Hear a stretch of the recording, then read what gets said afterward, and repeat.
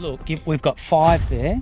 We've got potentially another 5 behind them, another 5 to the west, another 5 to the west over here as well, and then potentially another 5 over here. But yeah, mixed surrounding us will be 30 in that arc. Most people sort of saw them as being the way to go. The hill in the background, off over into the distance, is Augusta. Yeah. But I don't think that the people in Augusta actually understand that I can see Augusta from here. Yeah. I'm sure that they'll be able to see the turbines from there. I'm pretty sure they will too, because we can see the town. Yeah. It may be a bit hard to pick up on the camera. People basically looked at it, if you don't want to burn coal, you've got to have some other type of power, and a renewable with wind made sense. So I think most people embraced it like that, but it's what's hidden in the fine print that's the real concern. Like they're concerned for the environment, concerns for people's health, concerns for the hydrology of the area, and particularly like you take a look at this river. This Scott River here flows down, and it's only a matter of 10 odd kilometres and it flows into the Blackwood River. It's just super concerning. I can visualise what a 250 metre structure looks like. And all of these 30 are essentially going to be within like a 1.5 kilometre arc just surrounding you. It's the industrialisation, I think, of this rural farmland. It'll destroy it. Yeah. This is super productive farmland. Yep. It's a valuable asset for the people moving forward. We need to feed the people of the future, and we need to feed them with good, productive, clean, pristine farmland, not potentially a contaminated industrial wasteland. The Synergy people aren't proficient or professional wind farm developers, because they know a whole lot less than they should know. They're being led by wind companies from overseas that want to erect these turbines, and of course once they're erected they go back to their own country. The money keeps flowing in behind them, but all the responsibility is left here in Australia. And yeah, with the landholders. Well, that's what I found. You know, like I was all quite pro wind farms at one stage, and the further we've gone, the more concerned I've become about just where all the liabilities lie, and they're fair and square at the farmers' feet.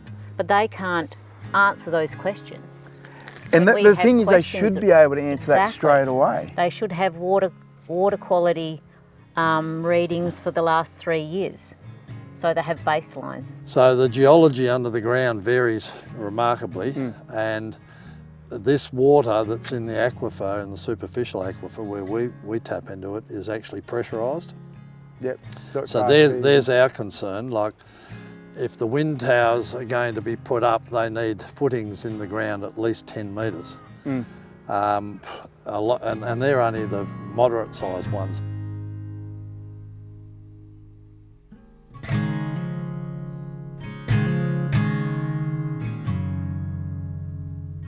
Have you asked the energy companies for their baseline data? This has been a learning curve for us. What's the attitude been like? Is it a little bit condescending, a little bit patronising, or are they showing great respect towards you?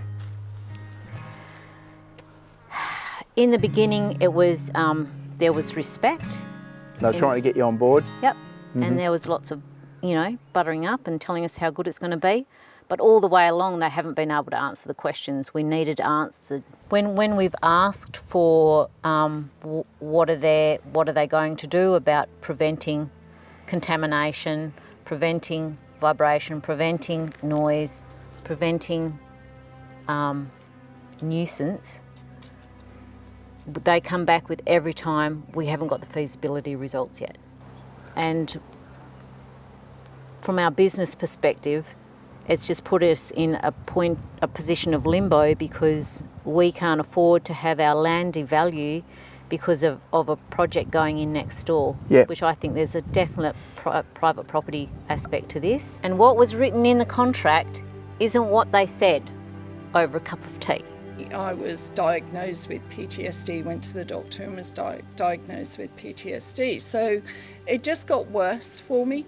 It's almost a certainty that a good percentage of people on the island will suffer from the effects of infrasound. Yeah. And as recently proven, the size, the larger the wind turbine, 250 metres are proposed in this case, the greater the infrasound generated and the much longer range it will affect.